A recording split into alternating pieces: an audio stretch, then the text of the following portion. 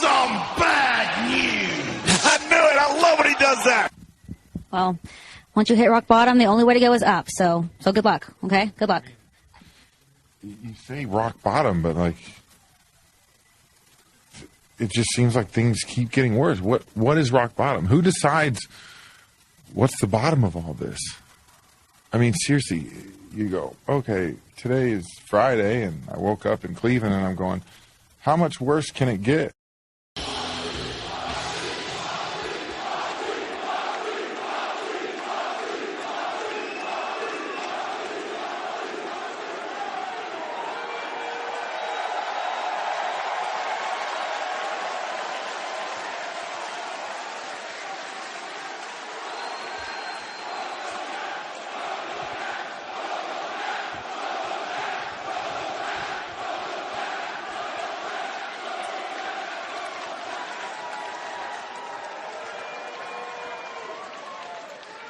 A little while ago.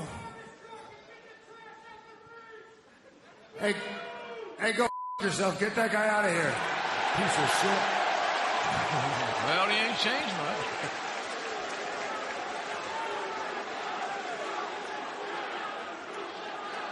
It was a little while ago. I fell asleep on a plane. We landed. I don't even know what city it was in. And when we hit the ground, I woke up out of a dream. It was a bad dream. And I don't remember everything about it, but I remember I was on the side of the road, and I was on my hands and knees in the dirt. My face was bruised and cut up, and there's a black cloud hanging over me. A demon. The kind of demon that follows you around your whole life. The kind of demon that follows you around for years. These demons come in all shapes and sizes for everybody. And this cloud, he's laughing at me. He says, you, everything that you are, everything you become, everything you have in your life is good. None of that was supposed to happen. None of that belongs to you. Where do you get off thinking you were going to make out with all that in your cloud, this demon? He asked me, he says, do you really think you were going to make it out? The nerve of you, did you really think you were going to make it out? And I woke up before I had a chance to answer him. Nobody gets through life unscathed. We all carry scars. I have more scars on my body than the average person, but those aren't important. The important ones are the scars we carry on the inside that are harder to see. And sometimes we try and cover up these scars. Sometimes we try to pretend these scars aren't there. But those are the scars that we should be proud of. Those are the scars that tell our story. Those are the scars that give us strength. Those are the scars that make us the people we are. Hell, nobody's perfect, all right? If everybody was perfect, the world would be a very boring place. So nobody, no matter who you are, should be afraid to stand up in front of the whole world and bear it all. Everything that makes you the person that you are, scars and all, and say, hey, this is me. So, that being said, I'm sure there are plenty of people somewhere around the world. I'm sure there are plenty of people who want to write me off. I'm sure there are plenty of people who doubt me. And you know what? It won't be the first time. It won't be the last time. But if you want to write me off now, if you want to doubt me, you go ahead and say whatever you want to say. You go ahead and think whatever you want to think. I'll tell you the same thing I would have told that black demon, that cloud hanging over me in my dream. You can take all that shit and shove it right up your ass. I don't run from demons. I just beat the shit out of them. And for everybody in this building, and for everybody all around the world that's had my back, that supported me through thick and thin, thank you. And buckle up and get ready, because we're going on a ride, baby, in the year of 2022. I am going on a pilgrimage. I'm going to grab the world of professional wrestling by the balls and do whatever the hell I want, because now, more than ever, more than anybody in this business, I am truly free.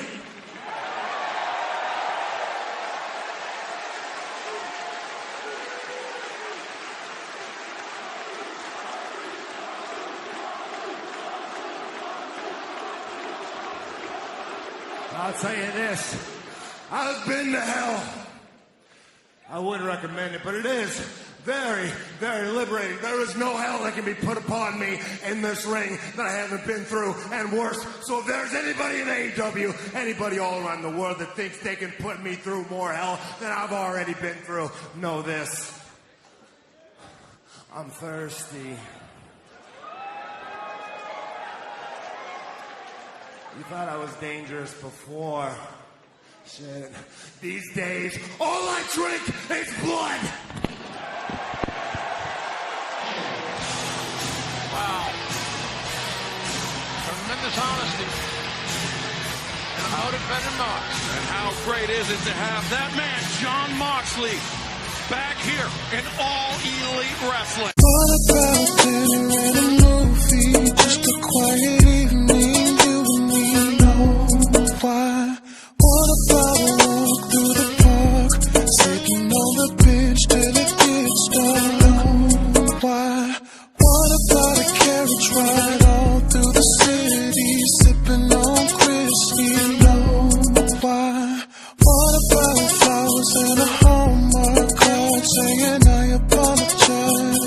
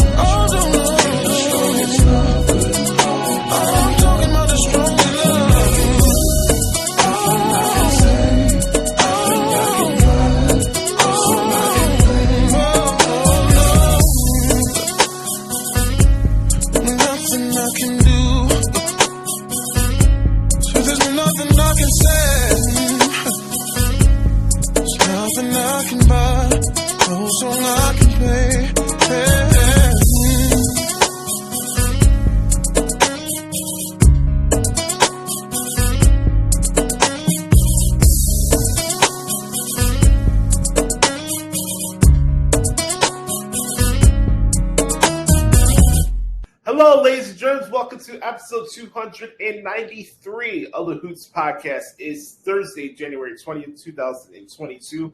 Coming to you live from the Good Brother Studio in lovely Chicago, Illinois. Follow your boy on Twitter at Josh Lopez Media. Make sure to hit me up on Instagram if you'd like, at Josh Lopez Media. And no, not Josh Lopez Media, at Joshie Lopez 94. That's JOSHIE Lopez 94. And also, if you want to check me out and see me do some guitar covers, check that out at Josh Lopez Music. Got a fun show in store for you guys, ladies and gentlemen. I want to give a big shout out to Sir Derico for coming on for the full length edition last week. This week, Bret Carter's back via satellite. There will not be a Thoughts of Derico this week, but the Thoughts of Derico will return next week on the podcast. And this week you'll hear Bret Carter participate in what should be an Emmy award-winning segment in podcasting, otherwise known as What the Hell's Wrong with AEW. So we'll get to that later on. That is our main event of all of our podcasts here. And the title of this week's episode is called The Road to the Royal Rumble. I usually do these before the big 4 pay-per-views, so we'll get all into that in the WWE segment. But we will start things off with the Good Brothers Q&A session. Before we get to that, a couple things I wanted to plug as well. Make sure to bookmark ProWrestlingTranscriptions.com. I have a new article out that I posted this morning, a New Japan Pro Wrestling New Year's Golden Series event went down in Cork and Hall this morning that I decided out before I started recording the podcast today. So be on the lookout for that. And then today, as I'm recording this on Thursday, we got MLW Azteca. We have NXT UK today, which I'll be getting to in the WWE segment as well. And then, of course, Impact Wrestling tonight. So just a lot of articles. You guys can go check that out on ProWrestlingTranscriptions.com. If you're an Apple Podcast listener, if you subscribe to our show there, thank you, first of all. And secondly, if you can do us a favor, please leave us a honest review of the show. Me and Bret Carter want to engage what you guys like or dislike about the podcast as we get closer to episode 300. If you've been a long-time listener, it doesn't take a lot. Just say what you need to say, and we'll give you any shout-outs on air if you guys do send in reviews and screenshot those for us. You can send those to me at Josh Lopez Media on Twitter. But we're 7 episodes away from reaching episode 300, and there's an interesting song I was listening to the other day called The 10 Crack Commandments from my favorite artist, Notorious B.I.G. And the 7th one is always keep your family separated from business, and that money don't move like two guys. Let me pull up the lyric for you guys as I'm talking. Notorious, we're doing this live as we record this, so bear with me. 10 crack commandments. So here you go. This is very important. We're all about life lessons, right? I want you guys to take this away for this week's episode, number 7, okay? This rule is so underrated. Keep your family and business completely separated. Check out this part here. Money and blood don't mix like 2 dicks and no bitch. Find yourself in serious shit. I want you to think about that. I want you to think about that. That one, and then the other one I wanted to mention today was never get high on your own supply. And then, of course, let's see. How about this one? Number 8. Never keep no weight on you. Them cast and squeeze your guns can hold jumps too. That's basically saying that, hey, don't let anybody bring you down. They can't handle their own shit. So worry about what you're doing and what you're repping and all that stuff. So there's a couple little pieces of life advice for everybody out there. Don't get yourself in a situation where you're dealing with clout chasers and just people that are full of shit and can't think for themselves and all that stuff. I noticed that a lot, especially in wrestling media. And my advice for everybody is just to stay in your lane and enjoy wrestling for what it is and stop trying to act like you're in a boardroom and stop wasting energy on stuff you don't have control over. So I've been spreading that message on this show for 6 years now, and that's not going to change. We're 7 episodes away from reaching episode 300, which will take place on March 10th. So put that in your calendar. If you want to participate in episode 300, all you have to do is send us a audio shout out in the MP3 file to TheHootsPodcast@gmail.com. Now, here's the thing with that same mailing account that I just mentioned there. That also could direct you into how you can send questions for our Q&A segment. So we're going to start this bad boy off, the Good Brothers Q&A session, where we talk about wrestling, life, all the above. And we're going to start off, as we usually do, with the good brother, Chris Saletta at XTeen Saletta 24X. What up, Boost? Here's some questions for the Q&A this week. If you're Dallas in Arizona, what do you do about your current head coaches? Well, Arizona, I let it play out for another year. I don't know what Cliff Kingsbury's contract status is, so I can't really pinpoint whether that's a lame duck coaching situation. Mike McCarthy has a big contract with the Dallas Cowboys. I know everybody wants to run him out of town. And I guess you can look at it and say that's a justifiable reason, but I don't. It's kind of the thing with Mike McCarthy. I think it's a wait and see it to believe it type of scenario for me. Like I don't blame anybody that thinks that Mike McCarthy should be fired, but as far as when that's going to happen, I don't know. I can't say that until something actually does happen. Next question. Who wins the NFL MVP this year? That's a good question. Well, it's definitely not going to be Matthew Stafford, that's for sure.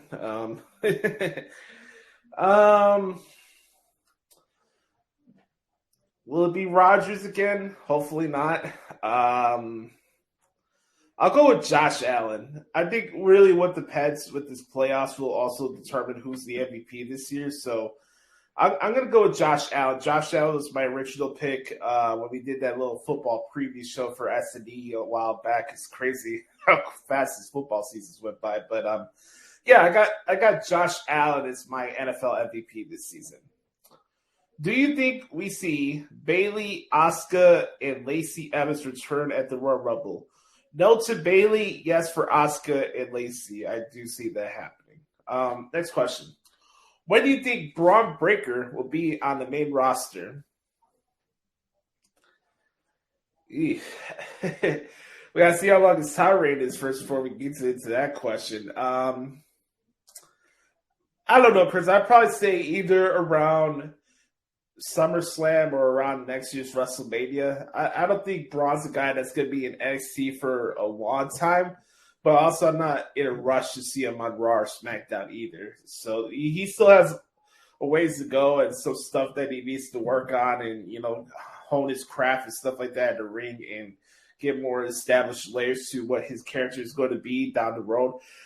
There's no doubting what his potential could be, and I've liked everything I've seen so far from Braun Breaker as far as how he carries himself in the ring and all that fun stuff. But I think as we speak right now on January 20th, I don't think we're seeing Braun Breaker on Raw or SmackDown anytime soon. But I could be pretty wrong. Who knows? Maybe Braun Breaker shows up at the Royal Rumble. We'll have to see.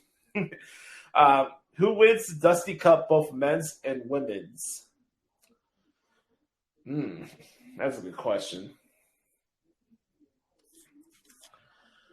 You know what? For me, I want the Grizzly Young veterans to win, but I can see MSK going to. I think it'd be the first time a team or anybody with the Dusty Cups would win 2 years in a row. So I'm going to go with MSK to beat GYV, but I want Grizzly Young veterans to win the Dusty Cup, but I think MSK will probably go back-to-back winners there. And then for the ladies, I'll go with Casey Catanzaro and Katie Carter. That'll be my guess there. Next question. With Drew out, who's your pick for the men's Royal Rumble? Is he out? I'm not trying to doubt your sentiment there, Chris. You guys know me. I'm not really updated with the whole dirt sheet bullshit and rumor and innuendo stuff. So I'm out of the loop on that. I know Drew was dealing with some stuff with a neck issue and he was in Pittsburgh, but is that confirmed? Is he out for the Rumble? I haven't heard anything on that. If he's out, then my pick will be Kevin Owens. But if Drew McIntyre is still in the Royal Rumble, he's still my pick to win the Royal Rumble match. I know there's a lot of fantasy booking going on right now as far as what the Universal Championship or the WWE title match could be at WrestleMania. It's up in the air right now. I don't think that's a bad thing, but I'm sticking to my guns. I think Drew McIntyre is going to win the Royal Rumble. I think that's what's going to happen. Let's see. Next question. Who do you think we'll see from NXT in the Royal Rumble matches? Is this only to the men's or the women's? Let's do both. Why not? For the dudes, here's the thing. I think there's 12 or 13 already confirmed entrants in the Rumble. I don't think we're going to see too many people on the Royal Rumble from NXT. Man, it's hard to choose.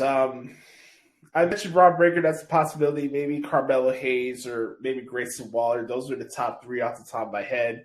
Maybe Tommaso Ciampa and Pete Dunne. Those would be the three or five guys I would pick out of that scenario. And then for the ladies, Kaylee Ray, maybe. It'd be nice to see Io Shirai in there. I think that'd be cool. Raquel Gonzalez.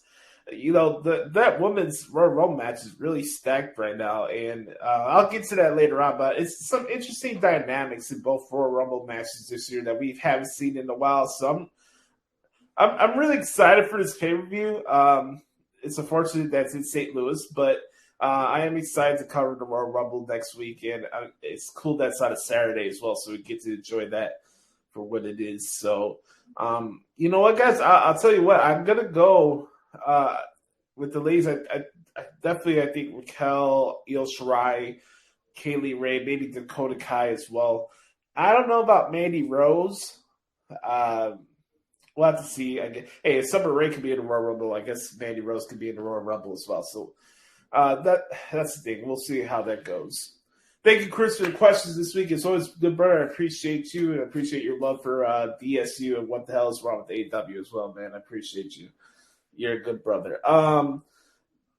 We got more questions this week, and Chris was the only one that were able to say questions. We got the 3-part contingent of CSN, Chris, Sam, and Nate. So we go from Chris Aletta to Sam Pielbo. Yes, sir. Let's do it. Good brother at Second City Sam, the hot take master himself. What's up, Oos? Here you go. He says, here's questions for the show. Judging from what you've seen so far, make your prediction on who the Bears' new general manager and head coach will be. Oh, man. That's the million-dollar question, pal. I think for me, from what I'm seeing right now, it looks like it'll be Brian Flores and then Omar Khan as the general manager for the Bears. I don't want to repeat the rant that I did last week with the whole Bears situation. It's just, it's not only the McCassies that don't know what they're doing and blah, blah, blah, but this city may be one of the dumbest football cities on God's green earth. And I'm going to get a lot of flack for that, and I'm a diehard Bear fan, but I could have the cojones to say that. We are a football dumb city. We don't know what we want, So we can't evaluate a quarterback if it slapped us in the face. We can't evaluate what an actual process of hiring a general manager, etc., looks like if it slapped us in our face. If you're relying on Danny Parkins and Waddle and Sylvie and etc. to get you hooked into what's actually supposed to happen with this football team, you're in a losing battle. They have takes so they could overlap into the next season they're going to bitch about during the next football season. They're not giving you ideas of what should happen. They'll tell you what's wrong with the process, and then when the people get hired, they're going to find another loophole and to find something to bitch about. That's the game of Chicago sports media. You're not gaining any knowledge from it. People have suggestions. People have favorites on Twitter. For me, until I see something substantial and progressive from this organization, there's really nothing much to talk about because regardless of who's being hired as head coach or general manager, the Chicago sports radio station are going to try to run him out of town. Then we got to hear Dan Weiner and his pompous ass and talking about all his sources, yet he doesn't say anything worth of consequence or substance on his radio hits. It's just a fucking mess, man. The Chicago Bears are a circus. The Chicago media group is a circus. It's a joke. It's like, it really doesn't matter who gets hired for this organization because, one, people are not going to be happy with it. And I'm not going to go after people that are doubting the Cassies, of course. The Cassies don't know what the hell they're doing. We're just at our wits' end. This is our franchise. We're the charter franchise of the NFL, but we don't know what the hell we're doing. And neither of our fans know what the hell to do because they can't evaluate quarterback development if it slapped them in the face. They can't comprehend what a good coach is unless it's Mike Ditka yelling at his players and blah, blah, blah, blah, blah. Like, Chicago sports media is like wrestling media. The Bears media is stuck in the 80s. Wrestling media is stuck in the 90s. We're stuck in this vortex that we can't get out of. And I don't have the answers. It's really flummoxing, to be honest with you, what's going on with the Bears. I can't tell you what the hell is going to go on with the Bears because they don't know what they're going to do. And then you're going to go to fucking Matt Spiegel and Parkins to get your tips on what should happen with the Bears. What? So it's so ridiculous. Like I can't take anything Danny Parkins says seriously because all his sources are people close to Nick Wright. You're gonna come here and tell me that I should take sports opinion seriously from Nick Wright? Give me a break. Give me a break. Shout out to Lou Salmon in the chat box. He says, "Can't wait to go to Rumble. Dream come true." I'm happy for you, bro. That's dope. I'm glad you're able to go check out the Rumble. I wish I had the money to go out there. My situation is I don't have anybody to drive me out there to St. Louis. Hell, I would just go there for one day. But yeah, I'm happy for you, bro. I'm glad you're able to get to go. That should be pretty cool. All right. Next question from Sam here. He says, would you rather Aaron Rodgers win this year's Super Bowl and retire, or have him and his team choke again, but he stays for another 5 years?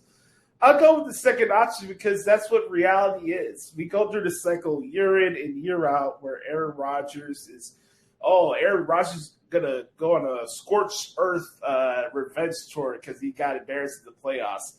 This is the Aaron Rodgers story. He's a one-hit wonder. He has a lot of great stats. He's a good quarterback. I won't take that away from him.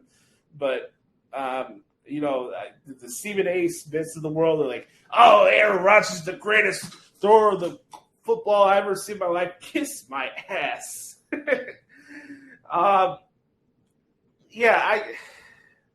Him retiring, I just don't see that happening either, though. That's the thing. One, I don't think the Packers are going to win the Super Bowl.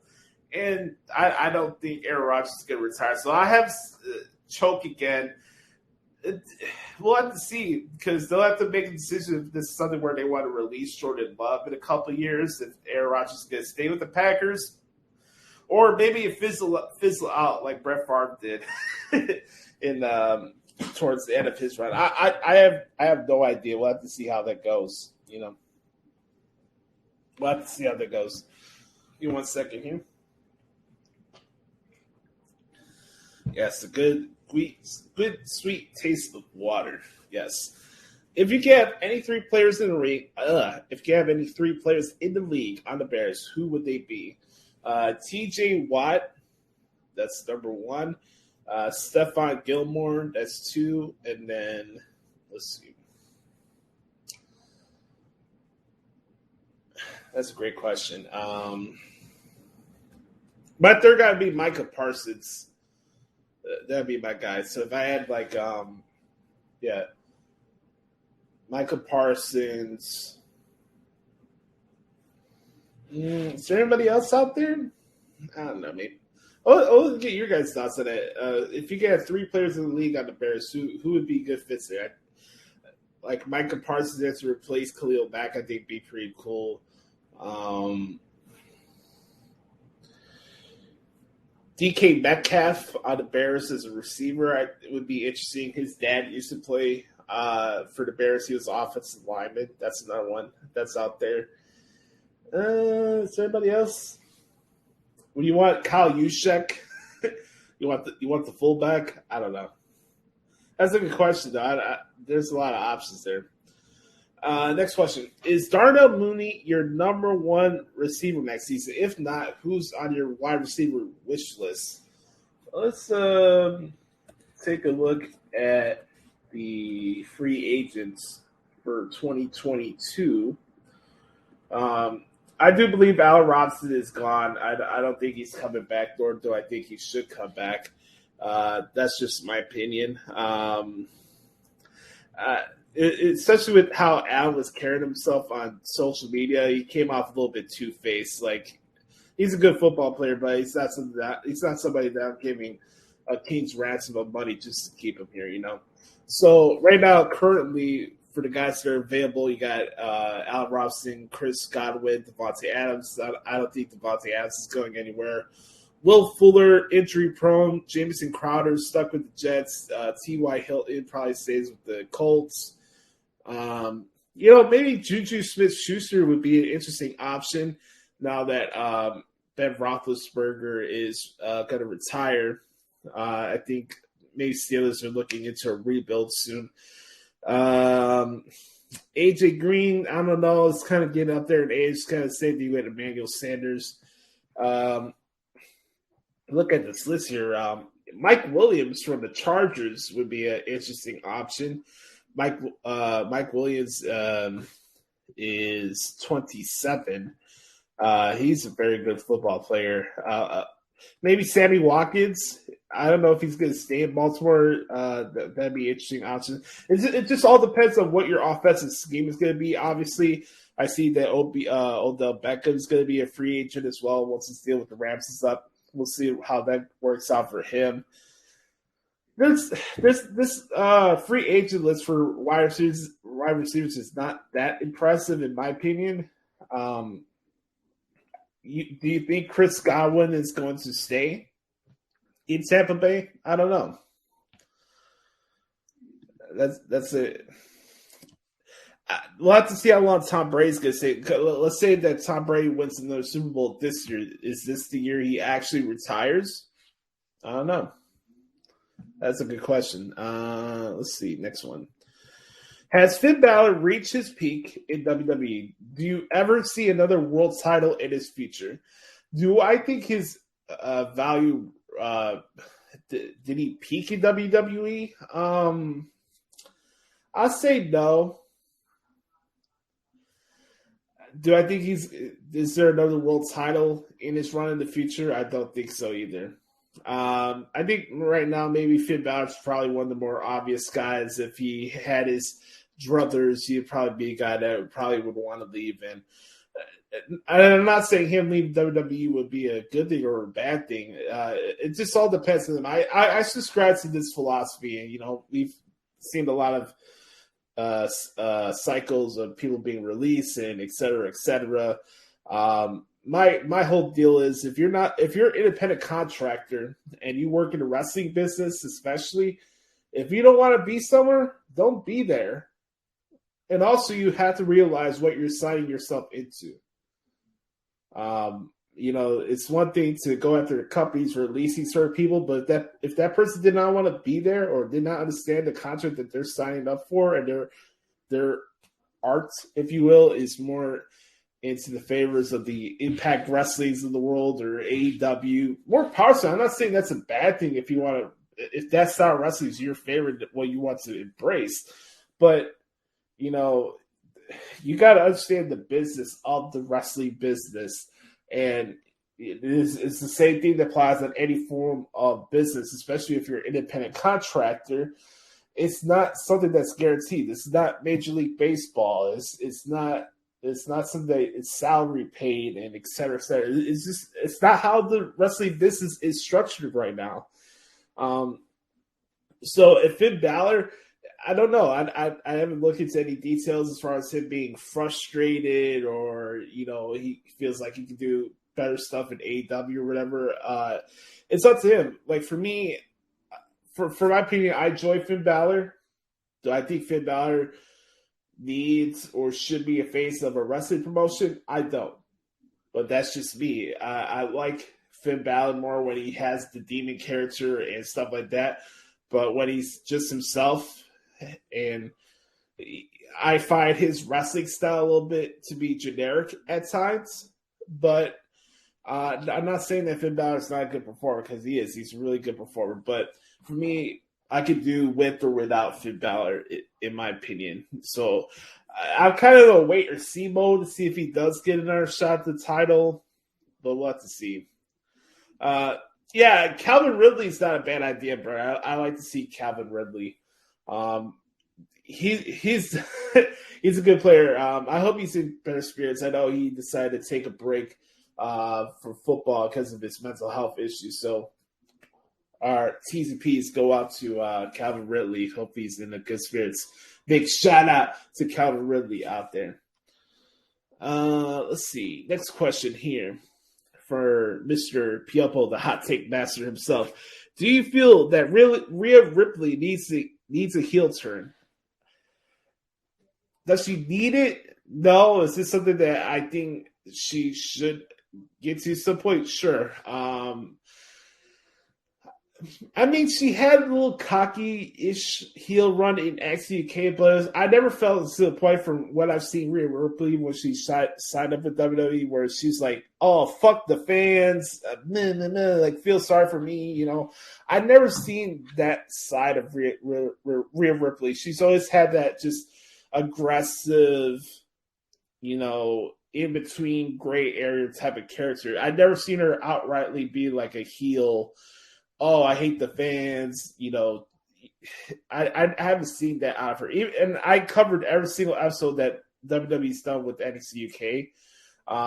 So I've seen the entire trajectory of Rhea Ripley. I haven't seen her get to the point where she's like, screw the fans. I mean, it'd be something different. I think it'd be cool.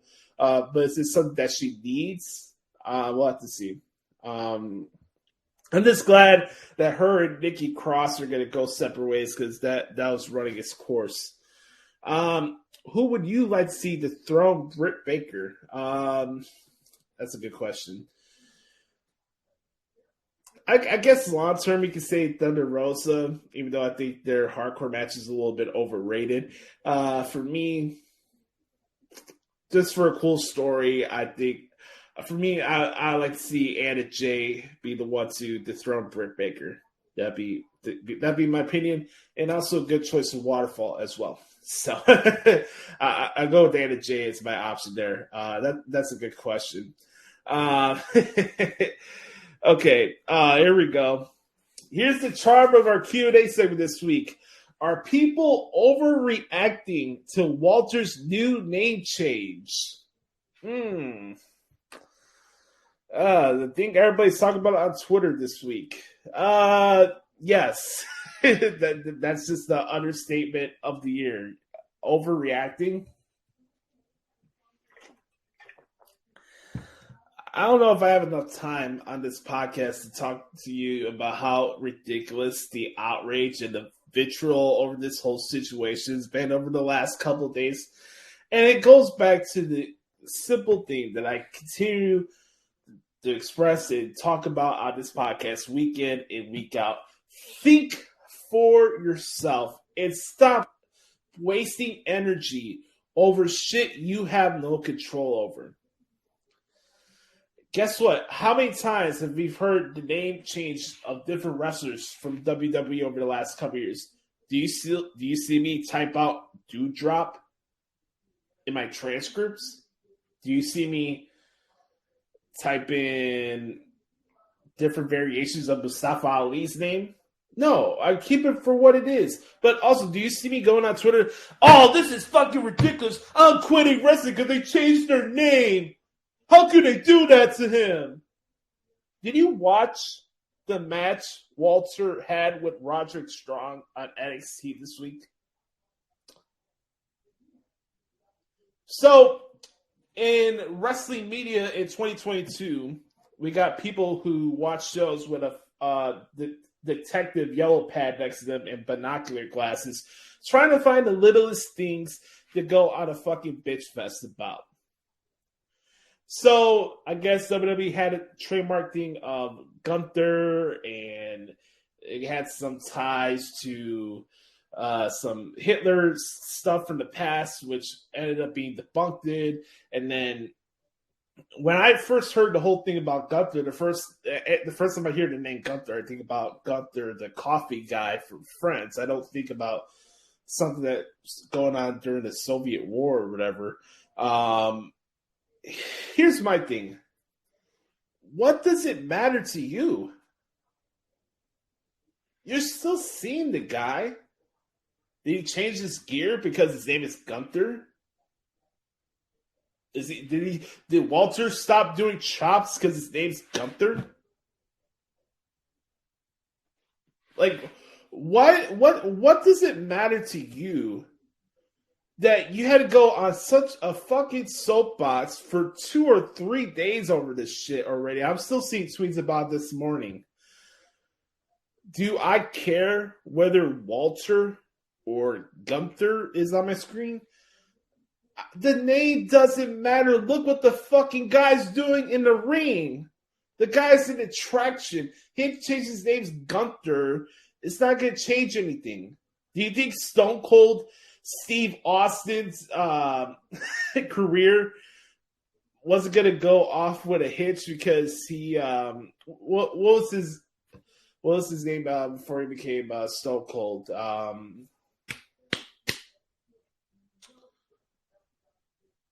The Ringmaster. Do you think Stone Cold's career is over because he was called the Ringmaster? Have you found anything in wrestling that's 100% going to stay the same the entire process? Have you seen anything in wrestling that's actually linear and it's going to stay the same and there's no way to change it around? You don't think Walter can get his name back down the road? Is this really something for you to go and waste your time and energy and veg and bitch and moan and go on a 30-minute video on YouTube going over how the name of Gunther is the reason why WWE is failing? What does it matter to you? Why does that personally bother you? Is it an overreaction? What isn't an overreaction, especially when it comes with WWE? It's become so exhausting for me to log into Twitter every day and seeing people going on some random ass bitch fest about something regarding WWE. And sometimes with AEW too. And hey guys, we got a segment where I openly admit something I don't like about AEW, but I'm not going on Twitter every day and driving up fucking conspiracy theories and trying to find the littlest thing to people like, oh, that right there is AEW or other companies. There's not enough time in the day to drive up that much energy and vitriol and negativity over shit that doesn't matter. It doesn't matter. Let's see what happens next week. Is Gunther going to come out with new gear? We'll see. It's so annoying. Like, it really is. Like, I don't care what your name is as a wrestler, female or male. What do you do in the ring? That is what should matter. What do you do on the microphone? What's your character? What's your identity? I don't care about a fucking performance win and loss record. I don't care what the wrestler gear is. I don't care what a name of a wrestler is. Can you draw? Can you wrestle? Can you be a good performer? It's like those stuff doesn't matter. It doesn't apply to the wrestling media because we got to find the most inconsequential shit to go on these fucking tirades every single day, the grassroots dudes that talk out of both sides of their ass. Like, they complain about one thing for WWE, but put it over the same concepts in AEW. Those guys talk out of both sides of their ass. Who cares that Walter is called Gunther? Did you watch the match that Walter had with Roderick Strong the other night? And tell me that his career's over because his name's Gunther. Oh, I should stop watching wrestling because somebody's name is called Gunther. Who fucking cares? Why does that matter to you?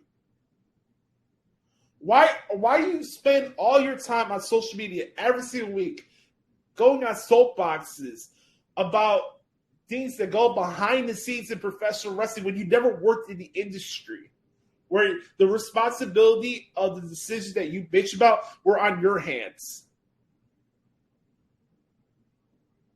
Why do you care so much? Why try to act like you're the smartest person in the room? Why is it you need to go on Twitter every fucking day for hours on end bitching about stuff that doesn't matter?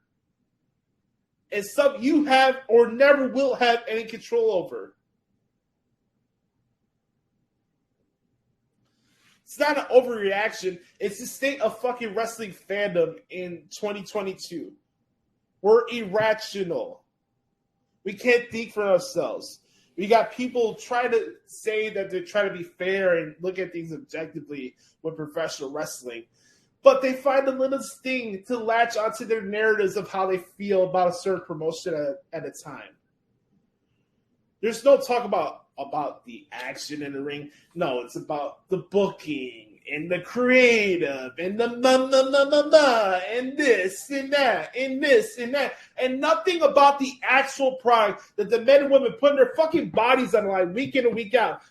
The focus can never be about the actual content that we're covering. It has to be about the stuff behind the scenes and stuff that these schmucks will never have any control or say over. It's tiresome. It's taking the passion that I have as a wrestling fan out of me. To the point now that I look at wrestling as work. I treat my transcripts and stuff that the time I spend on wrestling every week as work. I'm not in it for me as a fan anymore. Because what's the point of being a wrestling fan in 2022 anymore? Every day, regardless of what show's going on, you got fucking 50% of the audience going on soapboxes and bitching about it. It's just annoying. Do you get exhausted by it? Need to come up with some new conspiracy about why something's happening behind the scenes with a wrestling promotion? What does that matter to you? How does that have any personal effect on your life? All right. I'm done. All right.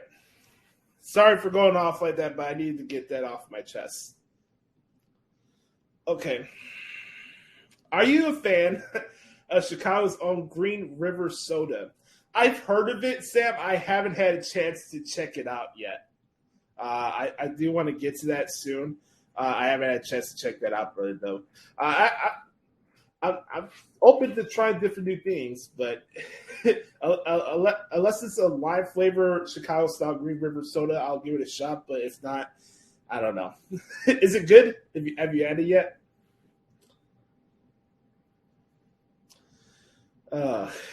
Here I am thinking that I was gonna go do my rant on AEW later on. Now I put it into the fucking Q&A session. I'm sorry about that, guys. I've been holding this in for a while, but it's like I feel like at times like I'm the only wrestling media member that covers the industry for the content that they're producing. It'd be like fucking Jeff Passan and Jesse Rogers going on soapbox about stuff behind the scenes in Major League Baseball. Like, whatever. Here's the last question for Sam this week. He says, best ways of controlling anxiety. For me, whether people believe it or not, I do think drinking water does help. It clears your mind sometimes, and I think this is for me. I feel like my anxiety creeps up more at nighttime. So for me, I listen to music and clear my head before I go to sleep. I feel like my anxiety creeps up more later at night than it is during the day. Or my depression is something I deal with personally. Those thoughts start to linger in at nighttime than it does during the day. So I think for me, it's all about, taking things one day at a time and, listening to some music to clear your head as you get ready to fall asleep, there's not one way to control anxiety.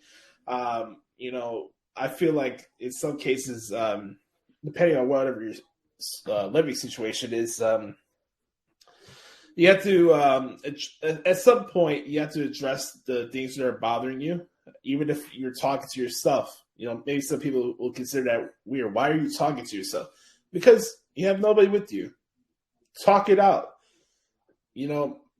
Talk it out, and maybe as you're listening to yourself go off about whatever is bothering you, realize that you're making an ass out of yourself too, I don't think there's one set way to handle anxiety, but there's no reason why you can't address what's bothering you. You cannot, I can't stress this enough, whether it's mental health issues or any of that, you cannot let things fester.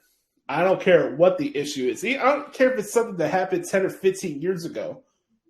There's stuff that I've healed from that I've never mentioned on from the show because nobody's business. But I think that's a badge of honor that I've been able to overcome of some of those issues that I haven't brought up, or things that I've seen in my life that I haven't brought up on this show because it's nobody's business. And it's stuff that scarred me when I was younger, and it's made me stronger as I am as an adult right now. And for me, I feel like controlling your anxiety is something that can't be, there's not a step-by-step booklet for people to control that. You have to put it to work to address what's bothering you and what you're going to do every single day to at least try to simmer it down and go with that process. So that would be my advice for everybody. Let's see. Next question. Chris, we did Chris and Sam. Thanks for the questions, good brother. Last batch of question here comes from Nate the Great. What is one way you would improve NXT? You know what, Nate?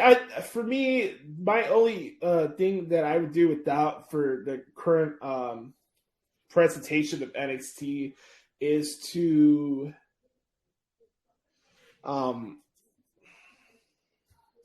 remove the bevy amounts of backstage segments. I feel it's cool that you get a vignette here and there throughout the show, but I feel like there's like 4 or 5 different vignettes that happen at a time that I don't have enough time to process it for what it is and then we're getting into the next match.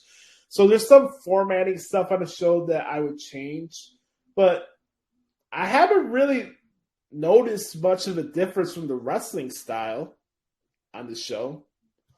It looks pretty similar from what I've seen from NXT 2.0. You're still getting hard-hitting matches.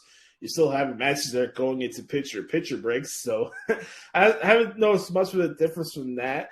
I think for me there could be some better like formatting strategies that NXT could implement, and less is always more. In my opinion, in wrestling. So that would be something I would change. That's a good question, though.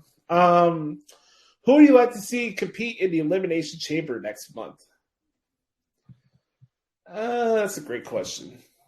I'll do it for the WWE title because I think that's probably the Elimination Chamber match that will determine that a WrestleMania match for the WWE title. So do Big E, Kevin Owens, Seth Rollins, Bobby Lashley, Damian Priest, and AJ Styles. There you go. That's my pick for that. And then let's see. We'll have to see. That's a great question. I'm curious to see what they do with the Elimination Chamber. Did we get a women's Elimination Chamber match this year? I'm curious to that. Oh, here's one. Do you ever like to feel sad or have a good cry? I don't think anybody wants to feel sad, but I'd be lying to you if I said there's not times throughout the week where maybe sometimes while I'm listening to music, going back to the whole anxiety thing, I think there's something good that comes out of crying sometimes because you could have some external weight get off your shoulder because you're whatever's bothering you at that moment. Let's say like you're listening to a song that reminds you of somebody that hurts you, and then that emotion starts to come in. I don't think that's a bad thing. To find any way to find any bad energy that you can release out of yourself, I think it's good for your heart and your soul. And I don't think that's a bad thing to cry. I don't think you need to go utterly be sad and mopey and depressed the entire day. But I don't think it's a bad thing either. If you have a moment to yourself where you need to have cry. I cry a lot when I start laughing. Not like cry where I'm sad or whatever. But my eyes get water sometimes when I start laughing, or I find something funny on a podcast that I listen to, or I watch the Pat McAfee show. There's been many times where I start crying, laughing during that show. But as far as like being sad and real emotional crying, I don't think it's a bad thing. I don't think it makes you weak.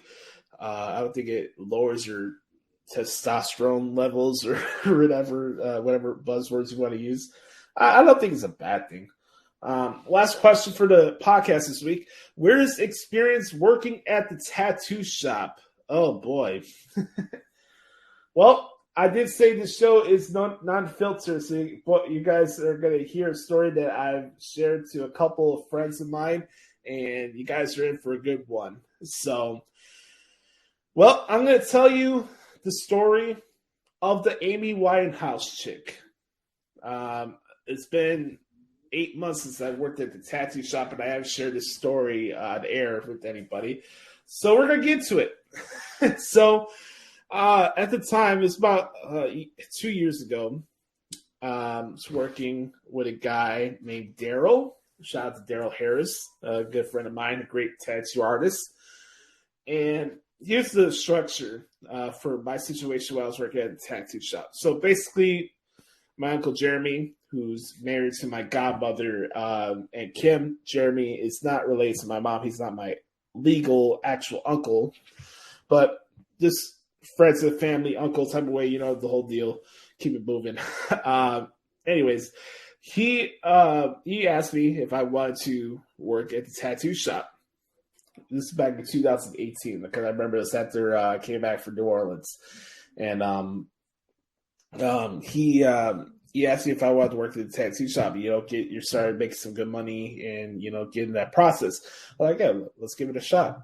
And, he would work during the days and during the week, I would work at nights and close up the shop. I would have that responsibility. So I was kind of playing his role at night where I would take phone calls and do security, clean the shop. I was basically the shop assistant at the tattoo shop. And it was a fun experience. There was good times and bad times. I was also responsible for scanning and, putting the tattoo release forms into our program, Transcend, and, keeping track of that in case anybody got sick or anything like that, or people want to reschedule for their appointments. We could do that. I wore a lot of different hats at the tattoo shop. And, I had to be basically the nighttime owner of the shop. So basically, I was in control of everything going on at night. So it's my responsibility to close up the shop at night and keep business moving and track how much money we made for that day, put an envelope, et cetera, blah, blah, blah, blah, blah. And this one of those nights, it's a Tuesday. I had to I basically had to oversee every tattoo that's done. And we had a drunk girl in her early 30s. Her name was Rebecca. I forgot her last name, but I remember this like yesterday. Her name was Rebecca. Cute lady in her early 30s. Said that she was from Arizona, and she moved out to Chicago. It was her first couple of months in the city, and she's a bass player for a jazz band, and she's a musician. And got to get to know her. We didn't notice anything off with her at that first point, but things started to switch up as the session went on. And these are one of those girls that are just out there. You hear the terms, the girls for the streets, et cetera, et cetera.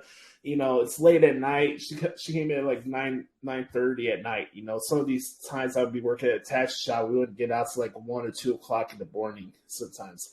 And it's insane. We didn't think she was drug or anything. She seemed normal off the cuff, and then she was telling us her life story and what she's doing in the city. You know, you're getting to know your customers before the whole process of starting the tattoo and what you want to get, et cetera, et cetera. And so Daryl gets to the point and asks her, like, hey, what do you want? What are you looking to get? So she goes into the story about how she's a big Amy Winehouse fan, and she was influenced by Amy Winehouse, and she looked up to her in her lifestyle and the way she looked, and she had similar hair to Amy Winehouse. I don't know if she was obsessed with her. Hopefully not. But basically, the weirdest and craziest experience I still had here at this tattoo shop as I worked there for 4 years was the night that I saw a girl get a portrait of Amy Winehouse with a line of coke on the side above her vagina, basically, above her pussy. And there you go. She was just telling us, she was going over the names of songs that she liked from Amy Winehouse and talking about the documentary. And, you know, she wanted it as a symbolism to be of strength and that she could overcome any bad things that come to her life and that she could overcome the dudes that treat her wrong or whatever. And she wanted that reminder of Amy Winehouse and not to fall into the same trash she did before she unfortunately passed away. It was fucking wild. Like, you guys got to understand. At that time, I was 23 years old. You know, just get into my first position of power, or you know, working at retail and doing this stuff at a tattoo shop, and just that whole experience. I've never been in that environment before in my life, and I've seen a lot of crazy stuff, and I've heard some strange requests on the phones when they call our shop and stuff. And basically, I saw a girl pay $540 for an Amy Winehouse picture above her vagina. I still to this day, I don't know how we're able to accomplish that without Daryl just laughing his ass off during the whole process. It was unique. It was a unique night. She paid the money. She didn't complain about it. I had to go take the picture for her, so that was an interesting sight to say the least. I just kept going, took the picture, got her to, you know, pay what she needed to pay at the time, and then she left. She seemed to come more drunk as the process was going on. And you know how it is with tattoo shops, you know, some people are able to have different pain tolerance and, you know, how you go about that process. You know, sometimes you hear screams, or it was just it was a long session. I think that tattoo went for like 2 or 3 hours, and it was something that I'll never forget. I was too busy, like, you know, doing my paperwork and stuff at that time, because Tuesday nights I would work on paperwork and put on our computer stuff, and just like it's still up there as far as the craziest thing I've seen for a tattoo request and the process in itself. So there you go, guys. There's your first story and probably last story from my tattoo shop working days. So, yeah, I've seen a lot of crazy shit at the tattoo shop. It was a fun experience that I got to work there for 4 years. But, yeah, a girl get an Amy Winehouse portrait above her, you know what area, is something that I will never forget. And on that note, that's a wrap up for this week's edition of the Good Brothers Q&A session. I want to thank Nate, Sam, and Chris for some awesome questions this week. You guys killed it as always. If you ever want to participate in the Good Brothers Q&A session, all you have to do is hit us up at Twitter at Josh Lopez Media on Twitter or TheHootsPodcast@gmail.com.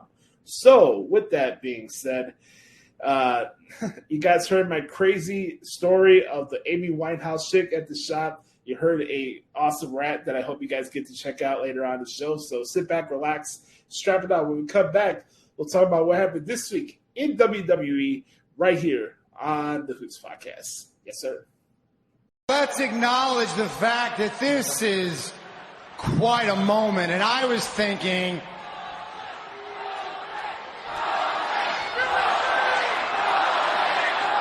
what do you say? For old time's sake. Right here in Omaha, it sounds like. Just throw it in there. You know you want to.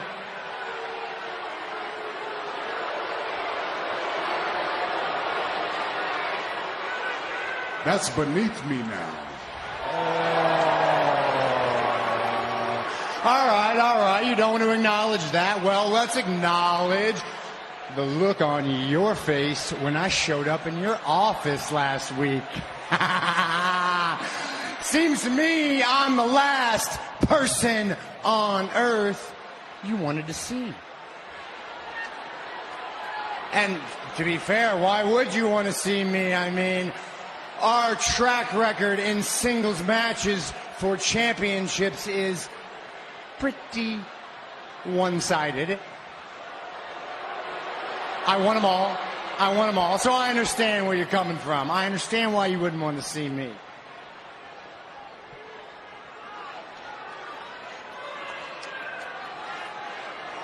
He's out here talking about the past, y'all. You must be sleeping under a rock or something. You don't understand what's happening here. I'm in God mode nowadays, son. I'm the tribal chief. I'm the head of your table. I'm the provider around here, huh?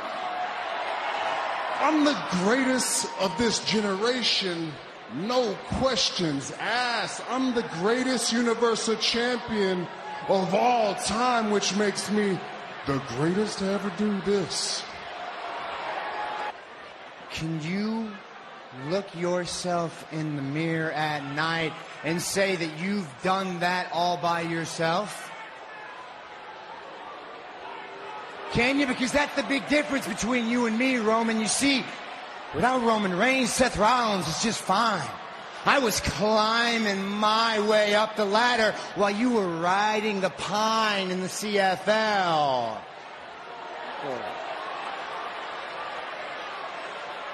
And I was holding your hand left and right back in the Shield days. And then when I sent you packing with the chair to the back, you still couldn't do it on your own. You needed your famous bloodline to help you hold everything up. So the real question I have for you is, do you really understand who the greatest is here? Rollins is making some good points. Because let's not forget, I created you, and I can destroy you. Yes, sir.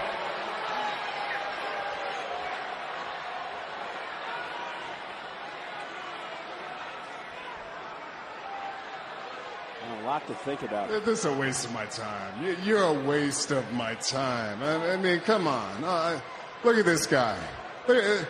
You look like a clown. You sound like a clown because you're a clown. You clearly don't have the star power that I have. You'll never reach the levels that I've reached. And let's just be honest. If I was looking for a superstar, a megastar, I wouldn't have chose you from Raw. Hell, you wouldn't even been the one I would have chose from your own household.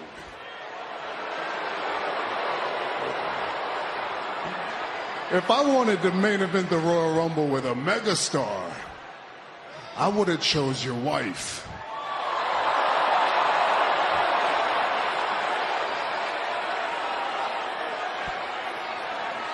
All right, guys, welcome back to the Hoots Podcast. Time to talk about what happened this week in WWE. We're going to make this short sweet because I know you guys are excited for our main event segment this week in What the Hell's Wrong with AEW. We'll get to that in a couple minutes, but I do want to go into this WWE segment and tell you about what my thoughts were for Raw SmackDown. Go over a little bit of the card for the Royal Rumble coming up, so we'll get to that.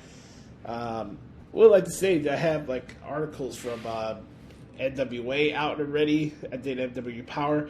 Speaking of NWA, you guys go check out NWA USA. It's a fun show. You guys, I think you enjoy it. And also, there's some good stuff tonight from MLW and Impact Wrestling you should check out as well. So I sprayed to all fields here on the Hoots Podcast. So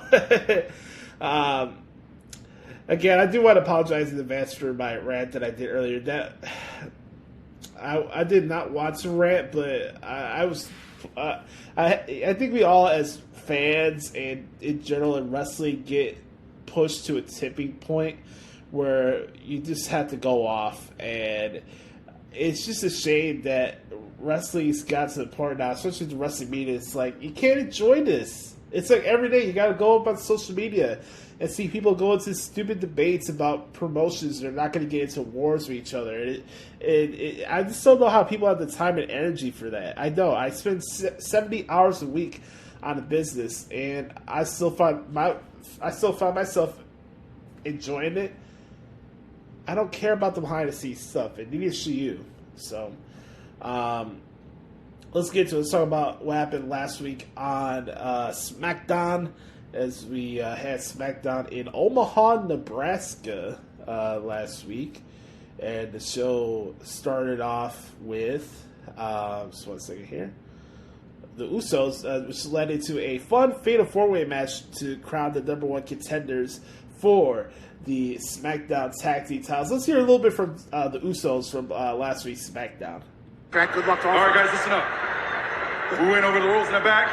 No eye gouging, no hitting below the belt. Most important rule of all, and you have to remember the most important rule of all. We're the ones. Let's go, baby! Just like the Hoots Podcast, we the ones. So we had a Fatal 4-Way match. It was the Viking Raiders against Jinder Mahal and Shinky. We had Cesaro and Mansoor. We had Los Lotharios. I thought this match was pretty solid. Nice way to kick off the show. A fun Fatal 4-Way match with consequences attached to it. The Viking Raiders won. Your boy is very excited for the potential of the Usos against the Viking Raiders. I thought that was pretty cool. We need to have some clarity as far as when the end point of the Sonya Deville and Naomi thing is going to happen. I mean, it's nice to see Adam Pearce intervene. That was what it was. Nice to see Aaliyah on my screen. She's good waterfall. The match, what it was with Natalya, I didn't think too much of it. The segment for me, I thought was pretty funny this week. You know, stop letting Twitter be the perception of what's over or not in wrestling. Like, listen to the crowd, listen to the audience. So you have people who try to overthink segments instead of letting it and listening to the crowd and how they're reacting to it. I thought the Sami Zayn stuff with Nakamura and Boogs was pretty funny, and the crowd's eating it up, and congrats to Sami Zayn. I saw he had a contract extension. He's resigning with WWE, so that's pretty cool. Shout out to Sami. So I thought that was pretty cool. I thought it was funny. You know, Sami's trying to rip off the Johnny Knoxville stuff, and I thought it wasn't too shabby, to be honest with you. Just like the Lita and Charlotte confrontation on SmackDown. It was nice to see Lita on my screen. Old school OG, one of the greatest of all time to do it. Obviously a WWE Hall of Famer. She is participating in the Women's Royal Rumble match, but also Charlotte is too, and I want to talk about that a little bit. I like I mentioned last week, I like the dynamic of the fact that Charlotte is in the Rumble match, and sometimes it's okay to have your world champions in Royal Rumble matches. You know, how cool it'd be for one year the champion actually wins the Rumble match and picks who they want to fight at WrestleMania. It's not the worst idea in the world. I thought Sheamus' match with Ricochet was decent. Not too shabby. Nothing great either. I'm kind of over the Riddick Moss and Happy Corbin stuff. I kind of want Corbin to go back to what you heard in the intro with him being depressed and bummy. It's working for some people. It's not something that I'm losing sleep over, but I'm starting to get indifferent with those guys. So that's just my opinion. The next part here, of course, the Roman Reigns Seth Rollins segment, which you guys heard leading into the segment. Some good stuff there with Roman Reigns and Seth Rollins. Roman Reigns is the tribal chief, and you've seen the evolution of both guys as superstars and how they carry themselves on the microphone into that segment. I thought that was pretty good. So overall, I thought SmackDown was pretty solid. I thought this week in general for WWE was pretty good for advancing things, getting things more built up towards the Royal Rumble. So of course, throughout 20 hours of programming, you're going to find stuff that you don't like. But I thought, for the most part, for both Raw and SmackDown this week, I thought it was some good stuff. Obviously, we're just coming off the heels of Martin Luther King Day, so shout out to MLK.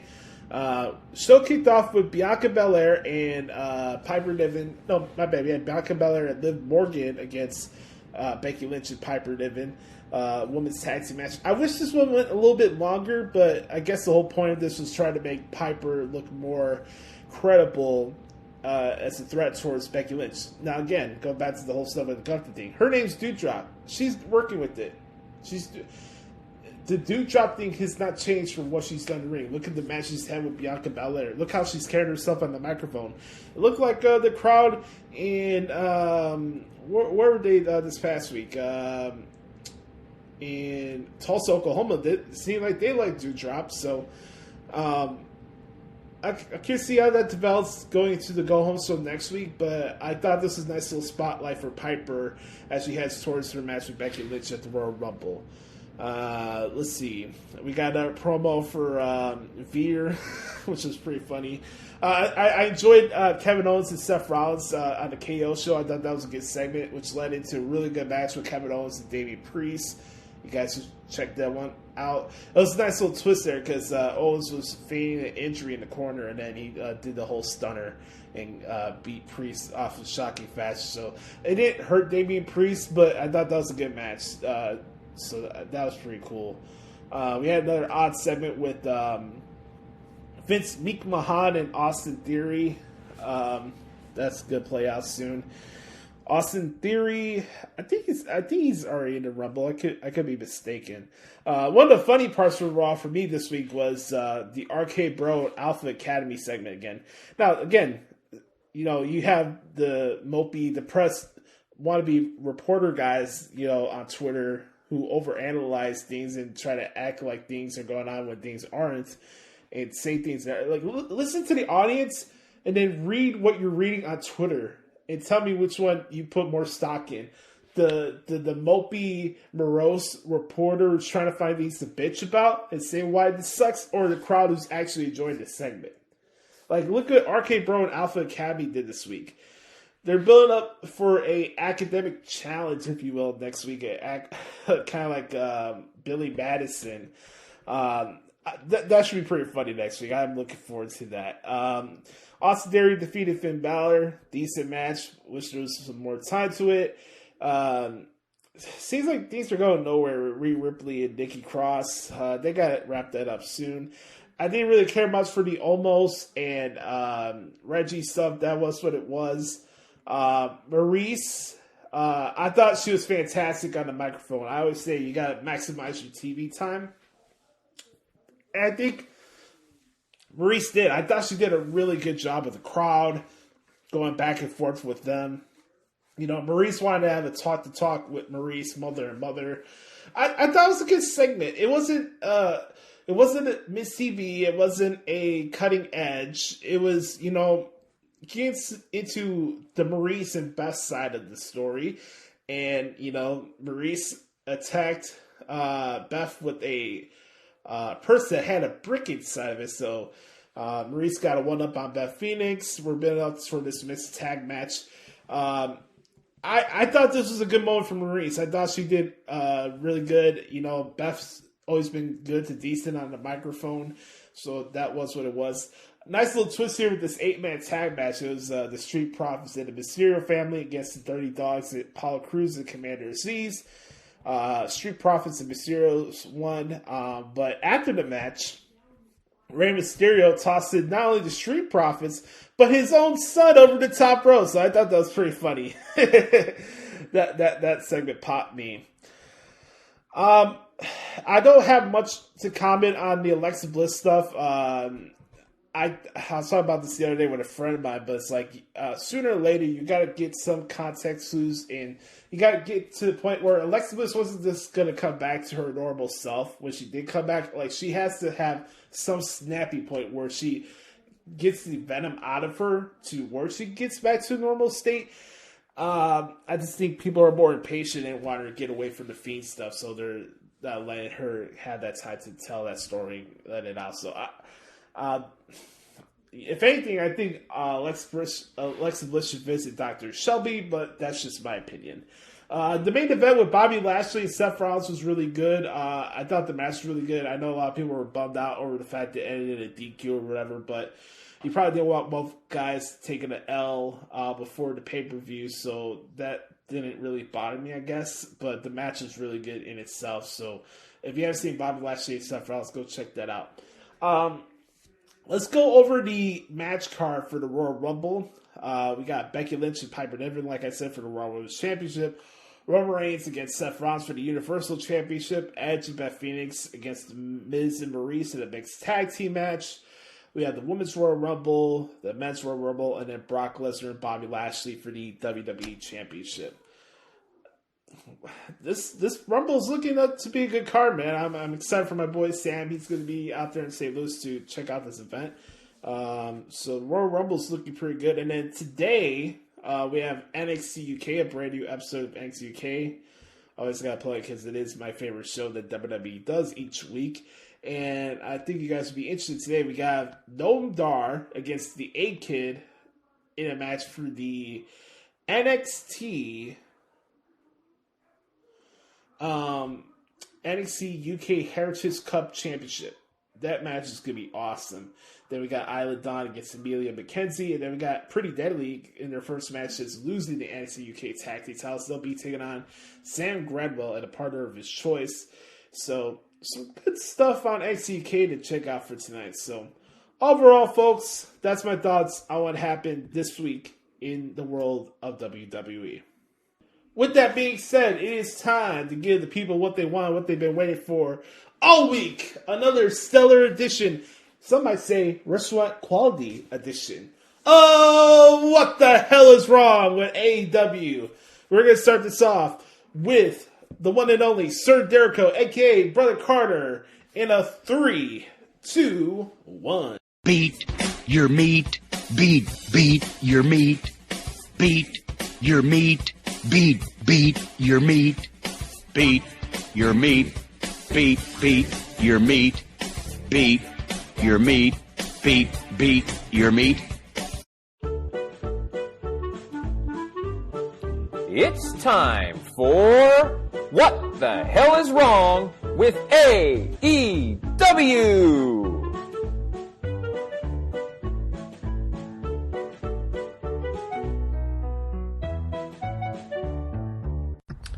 What the hell is wrong with AEW? Oh boy, do I have a lot to say today. And actually, a lot of it is very positive. There was a lot of stuff that I enjoyed on the show this week. So, let's get into it. Let's talk about what the hell is wrong with AEW. But we're going to start with the good things. Very cool to see Jon Moxley back. You know, he's gone through a lot of personal struggles, as we know. And to see him back and doing his thing after taking some time away to rehabilitate, very cool to see him back. Great to see the crowd reaction for him as well. That was a great moment. Really happy to see him back. And honestly, usually I bash AEW for the amount of cursing that they have on their show, and it's rightfully deserved. But at the beginning, when he told that guy to go fuck himself, I actually didn't mind that. I thought that was kind of funny. Because, you know, he had this great moment, and then the silence, this guy is telling him he sucks or whatever. So I actually didn't mind that. I thought that was kind of funny. And I actually liked the complete silence from the crowd when they were listening to Moxley speak. So I thought that was kind of cool, too. His promo and his style is not my cup of tea, but you can't take away from the moment. So welcome back, Jon Moxley. Looking forward to seeing what you do in the future. MJF continues to be great, and Wardlow's reactions were terrific backstage when MJF cut Wardlow's pay on his birthday. I thought that was great. And the moment when Wardlow finally turns on MJF is going to be awesome. We're looking forward to that. Santana and Ortiz may finally be going on their own, and God, I hope so. Great for them to realize that they don't need Le Champion at all, and it could be further proof that Chris Jericho can just go away and stay away. I think that's great. We're going to get into the Adam Cole stuff later, but if he ends Orange Cassidy's career, I would be okay with that. He talked about that in his promo for Beach Break, and we're going to get to that a little bit later, but he said Adam Cole wants to end Orange Cassidy's career, and if Orange Cassidy went away, that would be terrific. Another good progression in the MJF and CM Punk story, but we'll get into that here in just a little bit. I'm just not sure what exactly Sean Spears does. I'm not really sure what he does to contribute to AEW. But we'll get into that here in a little bit. Kick-ass entrance from Malachi Black and Brody King. That was awesome stuff. I had no problem with the squash match. The squash match between the Kings of the Black Throne and the Varsity Blondes. That was fine. Really looking forward to Pac versus Aleister Black. That's going to be awesome. The only thing I didn't like about that was they took another shot at WWE, which we're going to get into as well. Are you looking for the moment where I have to bow down and call you Aleister? So, clearly another shot at WWE. That's all this company can do. Dan Lambert deserves his own segment every week. I like the new attitude of Serena Deeb. I hope she can keep this going. I think she's very talented, and I'm glad she's finally getting her opportunity. And a really good tag match to close the show. I thought Sting did a nice job. And I think that Darby Allin is a machine. And anytime the Acclaimed lose, I'm also always very happy. So, some good stuff from the show this week, and I definitely wanted to point that out. Okay, let's get into the crap, because, oh boy, there was a lot of crap. Orange Cassidy is a moron. How can anyone think that his crap is entertaining? He gives the kicks, to Britt Baker. How does anybody think that this moron... Just imagine putting the world title on this moron. And Tony Khan's probably going to do it. God, I just can't stand his gimmick. It was funny for like 2 weeks, but now it's just annoying. He needs to go away. I cannot stand him. It's just a shame that what has happened to Adam Cole. He's way better than this, I think. Now, I will say I was talking with a buddy of mine, and he was like, and I was telling him how much I like Adam Cole, and he's like, yeah, Adam Cole's fine, but God, he needs to get into the gym and bulk up a little bit. And maybe, I don't know, but I just think that Adam Cole is way better than what he got at the end of his run in WWE and what's happening to him in AEW. Chris Statlander is also worse around Orange Cassidy. I think that he brings her down. I think that Chris Statlander has a lot to offer, but when she's around Orange Cassidy, it's just a disaster. I think Orange Cassidy is a good athlete. His gimmick is just freaking stupid. The match was okay with the tag match with them, with Cassidy, Statlander, and Baker and Cole. The table bump with Britt Baker didn't look too bad. They were just overselling it. And I think Adam Cole's character, and I've said this before, is just being too much of a dick. His dick level is over the top, in my opinion. So that's what I think about that. Also, I now understand what Josh is saying about the format of the show. You got Moxley first, Cole, and then Punk in the first 3 segments. The hottest acts in AEW are going first. Where does the show go from there? Why should I continue to tune in so that I'm more and more disappointed as the show goes on? It makes no sense and gives me no reason to tune in for the rest of the show. We get another random and useless beatdown backstage, this time Christian Cage getting beat up by the irrelevant Gun Club. What the hell was the point of that? Just we're off TV for 6 weeks and all of a sudden we're going to beat up Christian Cage? Makes no sense at all. Okay.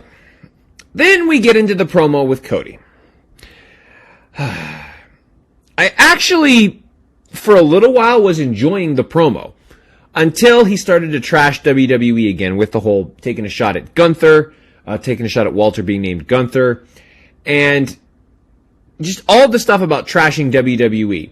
That's all he can do. That's all this company can do is trash and bash WWE to try to make a name for themselves. Also, Cody, answer me this. If every title is equal in the company, what you're saying is that the top of the mountain in AEW doesn't exist. You said that every title is equivalent. The world title, the TNT title, the women's title. They're all equal. TBS title, they're all equal. So there's no real pinnacle of AEW, pardon my pun. Which sounds about right. You're openly admitting that your titles don't matter and that they're just props. Which actually makes sense because Hangman Adam Page was thrown into a random segment in the middle of the second hour. But that's your world champion, folks. Weird promo with Anna Jay, John Silver, and Jade Cargill. That was weird. Okay. So, I don't know, if I'm being honest with you, they were doing this big reunion segment with this promo against the Young Bucks. I have no idea who this team was. And I have no idea why I should care about them. I mean, Trent Beretta, sure. But if you don't know IWGP, you don't get it. Which I don't.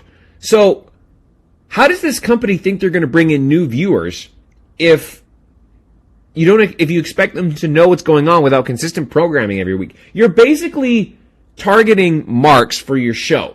Which is fine, but that's not a sustainable business model. There are more casual fans than there are hardcore fans. Like, I didn't know what this reunion was, so I had no idea what the hell was going on. It just made no sense to me, and I just don't understand the logic behind that. Guess what, Lance Archer? Cursing does not make you cool or more of a badass. Like, it seemed like he was dropping curse words every other segment, or every other phrase, everything, he was just cursing for the sake of cursing, and I don't get it. That doesn't make you cool. There was a decent match with Archer and Kazarian, but what has Archer done to earn a world title match? But then I started to think Cody has admitted that the titles don't mean anything, so what the hell does it matter? Winning the AEW World Championship mean absolutely nothing. That's in the EVP's own words. So I guess this all makes sense. And we get a random backstage attack with Layla Hirsch, Red Velvet, and Chris Statlander. What exactly has Andrade El Idolo done since coming to AEW? Said a few backstage segments, talked in Spanish, and collect a check. And now we've got this useless merger with him and the Hardy family office. Again, why should I care? AEW is bringing in all these ex-WWE stars, paying them a bunch, and then letting their careers squander away. But hey, we got the ex-WWE talent for a moment, and now we're paying them to waste time on my television screen. And then finally, and I say this every week, good God, I hate the Acclaimed. But they're in the main event of your show. The most annoying tag team on the roster, the most annoying characters that I don't want to see. It's annoying in a bad ways, and I don't want to see you, was on the main event of your show. And of course, because Sting was back, they had to bring up Starrcade 97. That's, the Acclaimed is a insult to music and musicians everywhere, and that in turn is an insult, and having them in the main of the show is an insult to professional wrestling everywhere, that this horrible tag team on this horrible program would be featured in the main event. But again, that sounds about right, because nothing seems to matter in this godforsaken company. Seriously, what the hell is wrong with AEW? This has been What the Hell is Wrong with AEW.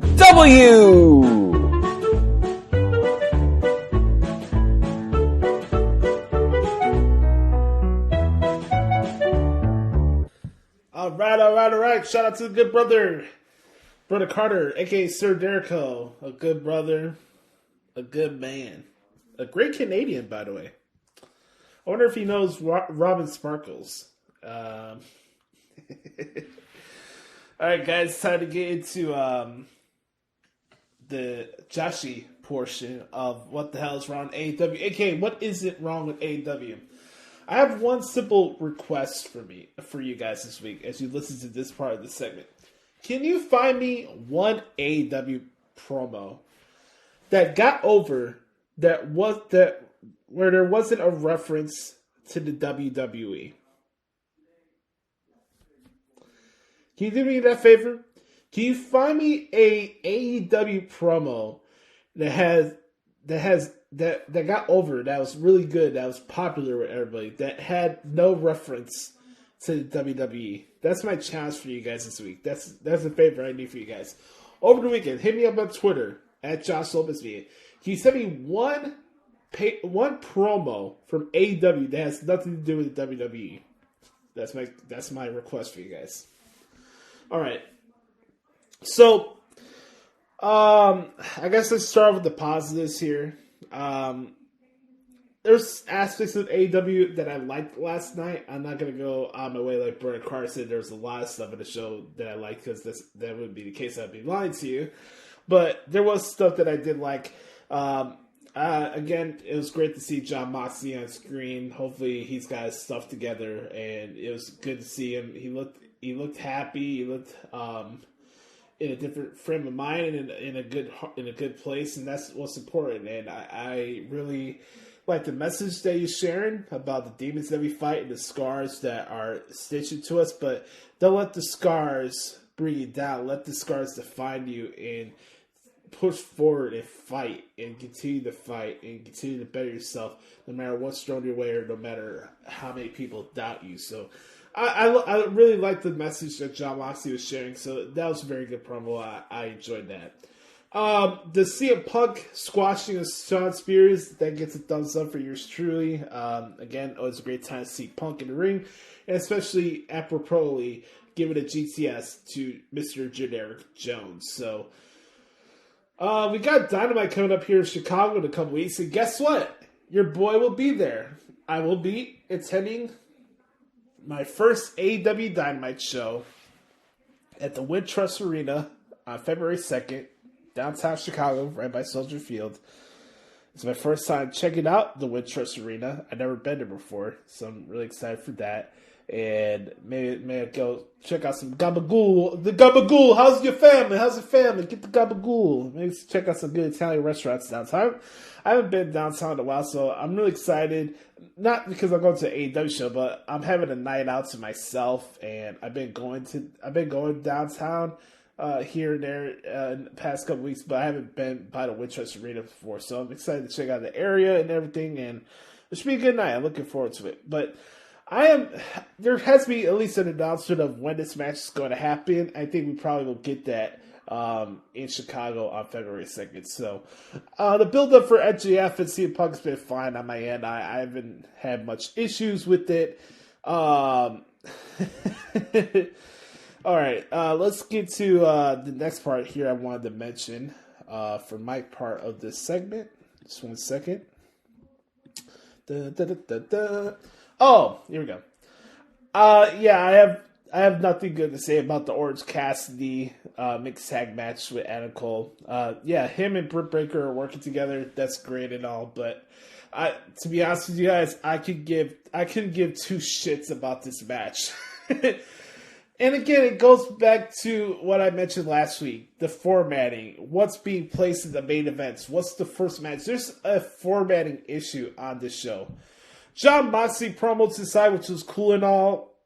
Fine. I had no problem with that. It was great to see him on my TV screen. But this mixed tag match with Adam Cole and Britt Baker and Pockets, and it did nothing for me. And when Canadian destroyers are transitional spots like a lariat or a step-up enziguri, I think that's a bad thing. I know everybody does a super kick and a Canadian destroyer these days, but I don't know.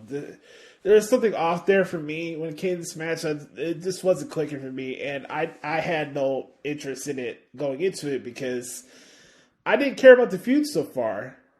And here's the thing. Next week on Dynamite at Beach Break in Cleveland, the armpit of life, Cleveland, Ohio. That's where I said Cleveland's the armpit of life. They're having Adam Cole and Pockets in a outlaw mud show match, the Lights Out match. So, what could go wrong will go wrong in that match. Well, let's get to this. LOL, guess it, folks. We have drama with the Inner Circle. Santana and Ortiz are not happy with Chris Jericho talking smack about Eddie Kingston. We all know where that's going. Let's see what else I have on this show. I like the entrance for House of Black. I thought that was cool. The Pac promo after the fact was fine. Them running through the varsity bronze wasn't an issue for me. It was what it was. Still some issues again with the officiating. I guess they should call AEW's tag team division the AEW Tornado division because they really don't have tag matches you rarely see people hold the ropes, and you can't have an AEW tag team match without people running into the ring every 15 or 20 seconds. So it's not really a tag match. But curious to see where these go with this House of Black stuff with Pac. Obviously, he's still associated with the Death Triangle. It'll be some good matches, but we'll see how that goes. But I like the entrance, and I like the song presentation for House of Black so far. So thumbs up for me on that end. Anna Jay against Jade Cargill on Rampage this week. I think that should be cool. Thumbs up for me on that. Hook against Serpentico. Could give two fucks. Jon Moxley is fighting Ethan Page. That'll probably be the first match of the show. And then what else? We have the Hardy Boys against Roppongi Vice. So Roppongi Vice used to be a tag team in Ring of Honor and New Japan Pro Wrestling. You guys saw the video package on Dynamite last night. They had a lot of matches in their past. I'm sure the match would be fine, but I'm not a Bucks of Youth fan, so we'll see how that goes. Rampage, 4 matches on the card. It was interesting. They did this video package for Thunder Rosa and Mercedes Martinez on Rampage last week, and I thought there would be at least a little something or interaction with them on the show, but that wasn't the case. Let's get to the Cody Rhodes promo that everybody's talking about, the Forbidden Door. He was putting out this caveat. If you disagree with him with his stance of him being the Forbidden Door, you don't know what you're talking about. So I'm glad that Cody Rhodes could be the barometer of what's the truth or not. So, Mr. Rhodes, I don't disagree with you, but again, your promo didn't resonate with me, and I'll tell you why. Just with any Cody Rhodes promo, it goes 60 million fucking directions. Last time we saw Cody Rhodes on our TV before he unfortunately had the case of the COVID, he was in a program with Sami Guevara over the TNT title. Now, he comes up with this fucking 12-minute soliloquy about the importance of the pipe bomb and try to skew it over to him being the one that followed through with Punk's game plan and the build-up and the revolution and the groundswell that became AEW. And I guess, people say, oh, this is the leeway for him to turn a heel. But here's my thing. Should you give a shit whether he turns heel or not? Like, shouldn't the incentive not be that you want to cheer heels because they turn heel? Like, I don't get that. Like, why would you pop for a heel turn? You should be booing the heel. And it's one thing I don't know. I can't tell what his mindset is. One is the TNT title. The next is go the fuck home and stay the fuck show. Then the next second he's talking about pipe bombs and he's talking about WWE, and go back to like I said at the beginning of this part of the segment. Can you find me one segment or promo from AEW that got over with the audience that had no mention with the WWE? I want to know. Can you tell me that? Because I was watching this promo, and I don't disagree with him what he said about him being the Forbidden Door and what he was doing in Ring of Honor before then. I saw all that come to fruition, and Cody does deserve a lot of credit for that. I won't take that away from him. I don't disagree with him with that, but just the majority of this promo, all just to lead up to say, hey, we're having this ladder match next week for the TNT title.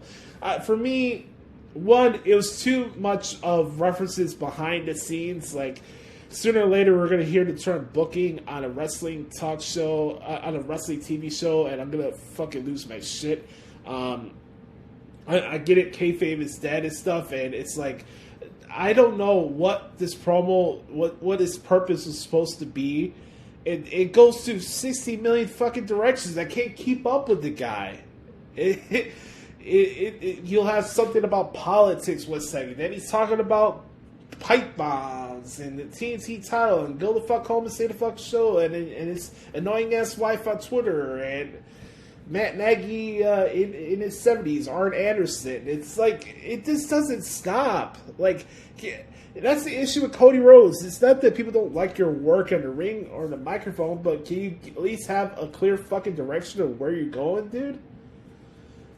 So, just that pro didn't resonate with me, and I'm not really a guy that's into those promos where it's like bring up all the shit behind the scenes and stuff like that. It's just, it was just, I didn't buy it. 1, 2, it didn't make me want to cheer for him in his promo next week. And 3, he spent half of the promo talking about stuff that has nothing to do with what he's doing right now or the feud he's in.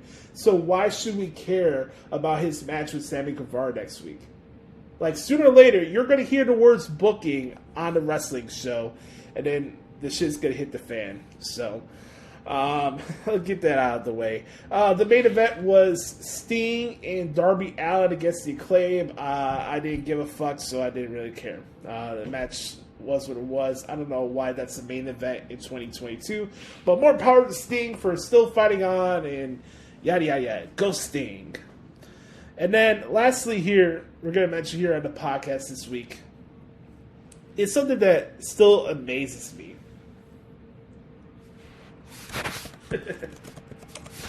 It pops me to a certain extent.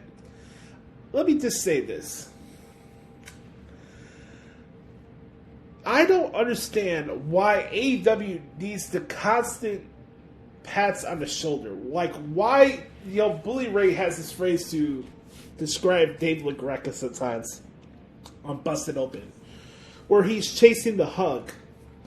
Where LaGreca will start kissing the ass of the guest there on their show to the point where he's like chasing them. Hey, can you acknowledge me? Can you acknowledge me? Like, he's chasing that adulation, that acknowledgement, that attention, And I don't get it. I don't know why they need to chase the hug for the print media all the time. You already got the wrestling media in your back pocket. Why? It's just funny to me. Like, during the week, they'll post out these articles about how Tony Khan's going to give the body slam to Vince McMahon. And you look at the shows for both companies and where the companies are business-wise. And it's not even fucking close. Rampage could barely draw over 500,000 people weekly on television. Dynamite hovers around 900,000 to 1 million a week. Nothing has changed since Bryan Danielson or CM Punk have come to the to AEW. Like, I don't get it. And then this whole thing over the weekend where people are going, okay, LOL, guess what? People went on a soapbox about wrestling on Twitter. The biggest shocker on life. This past week, people are going on a soapbox, and people spent time in their own podcast going off about this article that was to get, again, this one of these puff pieces where they explain why AEW's the new alternative, and this long link piece about Tony Khan, and this is from the Toronto Star, and they reached out to WWE for their sentiments on what's going on with AEW. And now you can say, hey, you could say that WWE probably didn't need to make a statement. But they asked. But the narrative was like, WWE went out this way the weekend to say, oh, they're against the bloodiness and the gory nature of the women's hardcore match a couple weeks ago on Rampage, right? And people are going on the way. I heard a couple of podcasts say this week, literally, like verbatim. Vince McMahon this week went out of his way to try to hurt AEW's advertisers. WWE was asked a question for a statement, a puff piece to prop up AEW. So are you mad for them that they gave a response? Or you be upset that they didn't answer at all? Like, we can't do this whole, I need to have my cake and eat it too shit. And like the whole narrative this week is like, oh, WWE went out of their way to shit on AEW again about their gory violence and yada yada yada. I mean, are they wrong? Like, you're gonna fault a company for answering a question for the press. They wanted a statement on a puff piece that they're doing on AEW and why they're an alternative. So Be careful what you wish for. You're not going to get the answers you want all the time. But like I keep seeing this week, WWE went out of their way to go and hinder AEW's advertisers and their audience and their the people watching at home. They were asked a question independently for whoever wrote this article for the Toronto Star about AEW, because the article was about AEW. And they gave a response. Who cares? Like, honestly, why does that bother you? What does that matter to you? How does that affect you personally and your enjoyment of professional wrestling? How does that bother you? On that note, I'm going to wrap this up with a bow. And on that note, folks, that is what the hell is wrong with AEW this week. Folks, hope you guys are getting excited for football this weekend. We got the divisional rounds. I have, by the way, first off, I need to mention this. Shout out to the good brother Sam. Hashtag Philly is trash. Yeah, Philly Eagles suck. Yeah, big time. I do want to mention this really quick. My picks for this weekend. I got the Bucks over the Rams. I have the Packers over the 69ers. I got the Bengals beating the Titans, and then I had the Bills beating the Chiefs. Okay, so those are my picks for football this weekend. Hope you guys enjoyed that as well. And lastly, certainly not least, be the authentic product that is yourself. I say it every week because it's true. Be the authentic product that is yourself. And never let anybody dictate the pace of your life, dictate how you're supposed to heal from stuff that are bothering you, and dictate any aspect of your life, okay? You are in control of you. This is your life. This is your story. You go out of your way to tell it, not the other way around.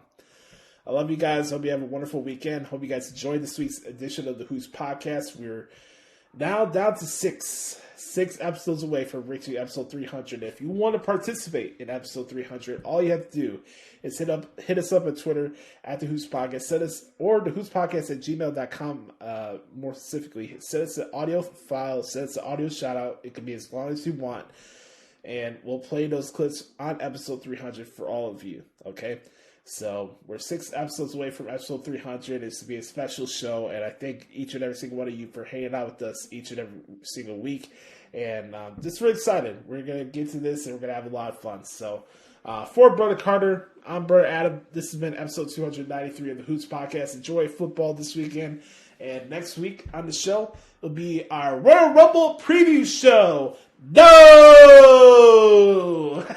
I do want to mention really quick, coming up on Tuesday, I'm going to be on the 2 Count Wrestling Podcast with my good friend Ace. You guys remember Ace, a good longtime friend of the Hoots Podcast, and myself and Adam Daly. Ace has a show. I'm going to be on their show on Tuesday night on Twitch, so go check it out. The 2 Count Podcast is a comedy/wrestling podcast. Looking forward to talking shop with Ace. And speaking of Ace, we have a special bonus edition of the Hoots Podcast with Ace that you can listen to on our YouTube channel. It's right there for you guys to go check it out for yourself. And it's Catch It Up With. We brought that back. So we're going to be doing a lot of those as we get closer to episode 300. And I was glad to catch up with the good brother. It was nice to see him and all. And hope you guys enjoyed that conversation. And I'm excited to come up on their show on Tuesday. It should be a lot of fun. So next week, big time Royal Rumble preview show. This has been episode 293 of the Hoots Podcast. We're out. Peace.